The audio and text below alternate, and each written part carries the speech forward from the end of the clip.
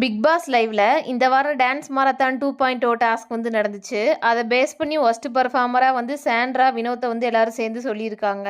சாண்ட்ராக்கு என்ன காரணம் சொல்லியிருந்தாங்க அப்படின்னா, அவங்களுக்குள்ள நிறைய பிரச்சனை இருக்கு, எல்லாருக்கிட்டையுமே கோவமா பேசுறாங்க, எந்த ஒரு பிரச்சனையுமே அவங்க முடிச்சுக்கணும்னு வந்து நினைக்கல அப்படின்னு வந்து ரீசன் சொல்லியிருந்தாங்க.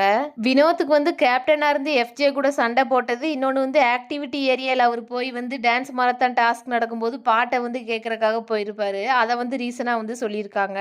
டாஸ்க் படி பார்த்தோம் அப்படின்னா வினோத் நல்லா தான் வந்து விளையாண்டுருந்தாரு. அவரை விட விளையாடாத நிறைய பேர் வந்து இருக்காங்க. ஆனால் கேப்டனாக இருந்து அந்த விஷயம் பண்ணது வந்து தப்பு தான். இந்த வாரம் ஜெயிலுக்கு வந்து வினோத் சாண்ட்ரா இவங்க 2 பேர் தான் வந்து போகிறாங்க.